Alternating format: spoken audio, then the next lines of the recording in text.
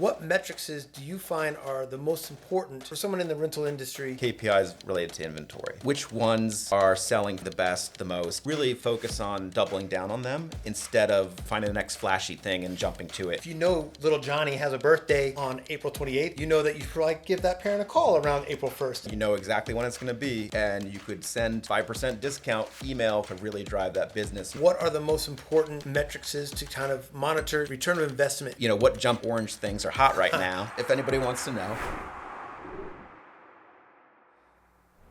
Hello and welcome to the JumpOrange Podcast. My name is Alan, and today we're going to be talking about how software implementation is critical to building your business. And to help us with that today, we have Mr. Aaron Plant, who is the president of ERS. Welcome. Hello. Thank you. To get started, tell us, maybe we can start off, how did you actually get involved in software, building?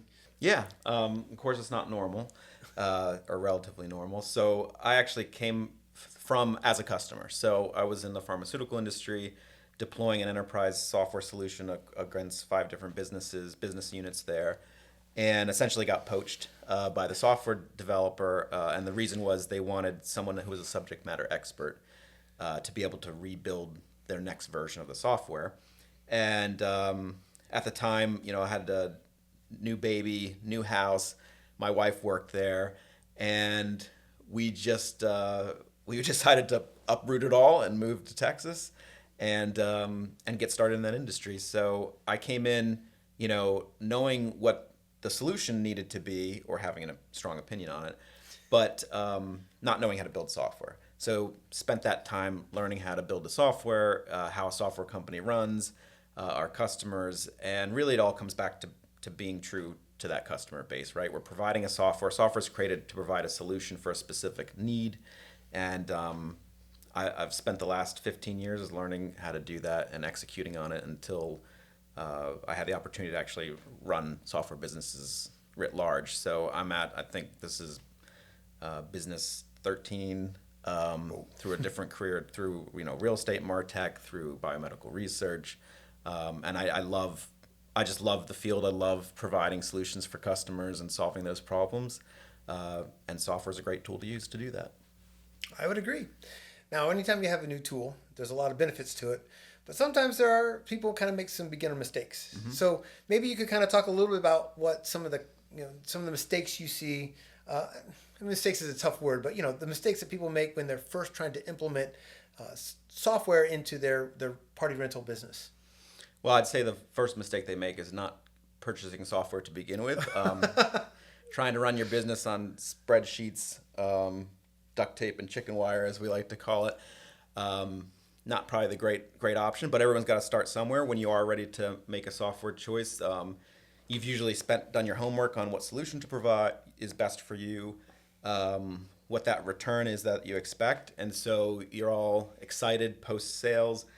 You're paying for the software and you want to implement it and install, and then you start running into these roadblocks, which are really caused by the fact that as a solution provider, we need information from you. So if you think about the rental space, we need your inventory information. We need the descriptions of the product. We need all these things, and it can be hard to extract from the customer because they're excited and want to get started, but you have to start somewhere, and that starts with providing us essentially a lot of data.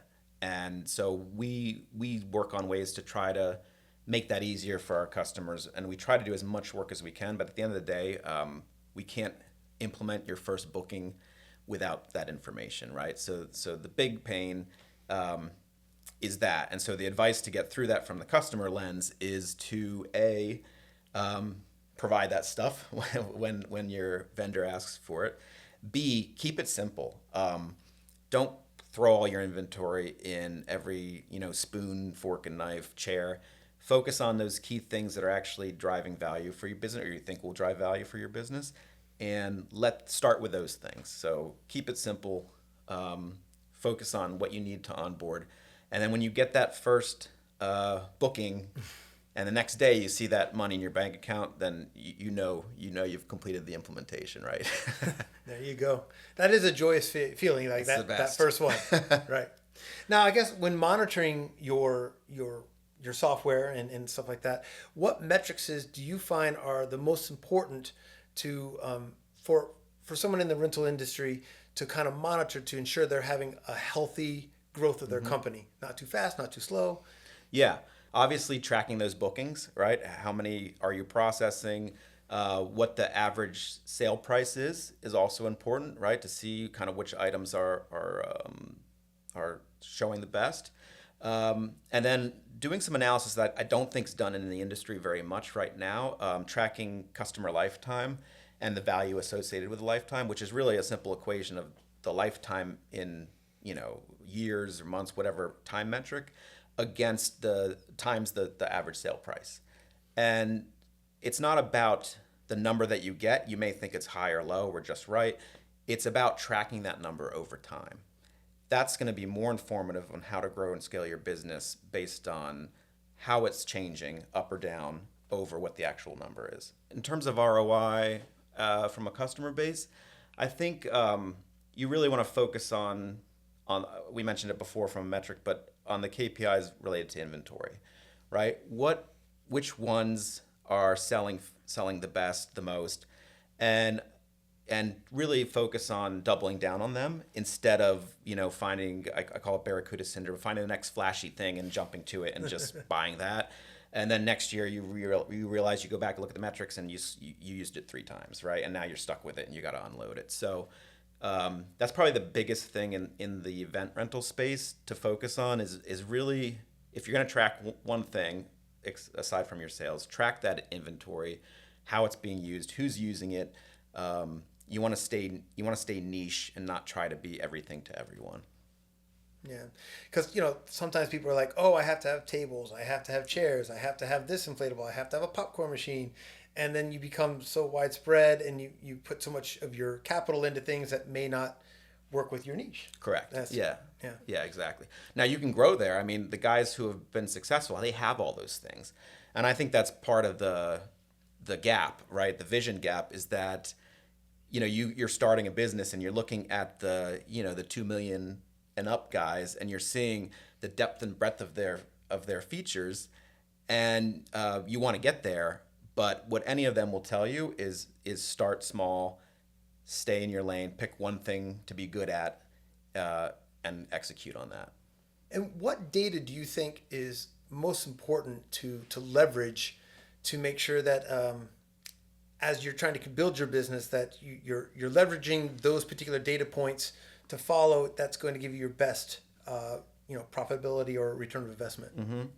Mm-hmm. So the top line growth metrics, how many orders you're processing, obviously those are always going to be the first ones that everyone goes to. The silent majority, I think, is really customer focused metrics. That's where you don't spend enough time and effort, and so looking for subtle ways to measure that customer experience.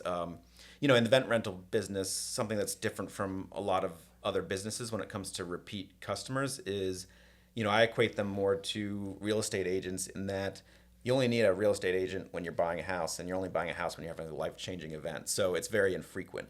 So it's important for them to stay top of mind. And then it's very similar in the rental space, because you don't know when your next engagement will be.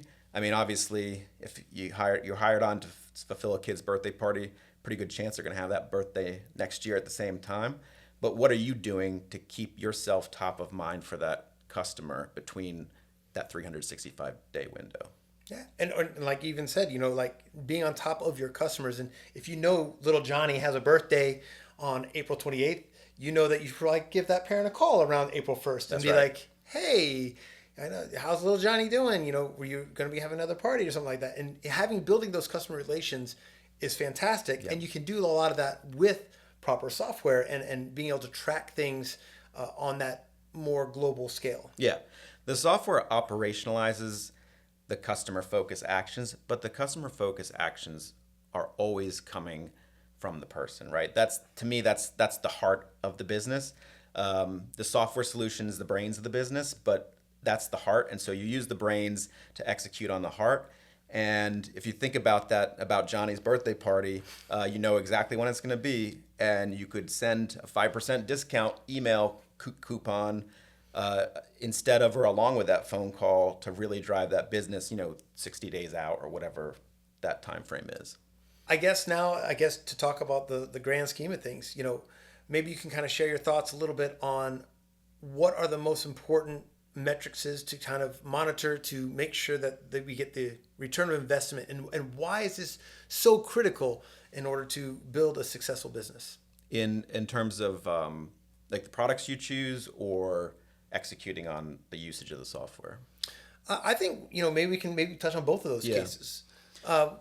Pick which one you'd like to go with first. Yeah. From the product side, so from the inflatable side, and again, I take this with a big caveat. It's anecdotal for me because I'm observing my customers. I'm not actively participating, so call it the third party. But obviously, the durability of the product, because it's something you're using and reusing, is pretty critical. Also, I'll couch it under popularity, but how often that is leaving that warehouse and going out is another critical option. So timing's good on this because we just had our user conference last week in Las Vegas, and so I had kind of direct access to about 100 customers all day and night. I'm interested in this kind of stuff, so I'm just asking, what are you? And I knew we'd have this conversation, so it's like what JumpOrange things are hot right now. Yeah, that's a good question. And if anybody wants to know, the Ocean Blue series, I think, did I got that right? That's a new one. That's one of our new ones. I heard a lot about that. It's being one of the newer, better ones, or ones they liked.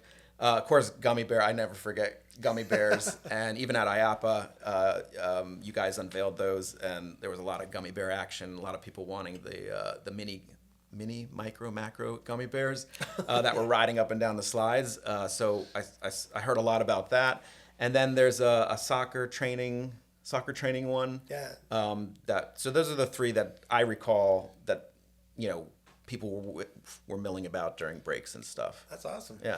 And of course, what's great is that we get to, from our end, is when we get to put out our new products and stuff like that, we get to see how they rent out, and we get a lot of calls like, "Hey, can I get another one?" Or, "Hey, this has been renting off the shelf." And it's kind of neat that a lot of things you said kind of match some of the things that I've seen. So it's always kind of fun to hear those stories. No, that's great. I guess one question that I always think is really interesting to ask people like you, especially when you answer this, I want you to kind of put the software twist on it. But where do you think the party rental industry is going to go in the next 5 to 10 years? But specifically, like the software, like how do you think that's going to change what we currently have or be improved? Yeah, there's three things that I kind of see on repeat when it comes to the future state of the rental business. One, if you look at the compound growth rate, it's still growing. I think that's important to note. There's still opportunity in this market in the rental industry, and it's still showing nothing but signs of growth. And I read a lot about sustainability and eco-friendly components as it relates to not only the products and the engagement, but just being conscious when you're putting up and tearing down these things. Again, that's not software related. I can't speak to it any more than just seeing that exposed and coming repeating itself. But on the product side of things, software product side of things, I think the two big things are mobility in bookings, right? More and more, we're reducing that space from a desktop computer to a laptop to an iPad and now to your phone. And so, providing that opportunity, I think that's a future state to maximize that mobility booking, so that you can actually, they can sit there live, see a flyer, react to it, go online, and book right from the QR phone. Codes and all those things. Mm-hmm. That's still an opportunity. And then the other one is, we're a podcast, we got to say it, AI. Yeah. But truly leveraging AI in the industry against our software product. I'll give you some examples. Routing, leveraging AI to find the best route to the drop off, and the best route to pick up when you're doing multiple pickups is critical. Helping the user find what they want, leveraging AI is another critical component. And then kind of on the back end from, as for you guys as customers from the back end, is leveraging AI to get some of these metrics out that I talked about, right? Because from an industry perspective, not everyone's a data expert and they don't want to be. So leveraging AI to say, hey, here's all this data. Tell me what the top 2 inventories are that keep being sold, and or where, from a geolocation. Do I own this zip code, but where am I spending most of my time? Those kind of things. What advice, to kind of wrap things up, would you give anyone in the rental business to really leverage the information they get to really maximize their return of investment? Data centric, right? If you're spending software, the output of software when you're running your business off of it is reporting. So if you're not running reports or trying to run reports, if you're not looking at the data, that's job one.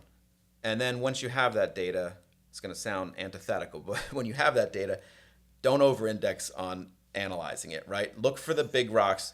I like to say it. It's like, I got so many chips, I got to stack. Where do I stack my chips? Do I put it, on this piece of inventory? Do I put it in this geolocation? Whatever that form factor is, that's what you want to focus on.